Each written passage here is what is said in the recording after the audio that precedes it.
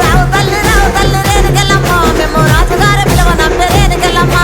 తూర్పు రాజులో రేణుకెళ్ళమ్మ టొంగుటు ఎలా నిలిచినారు రేణుకెళ్ళమ్మ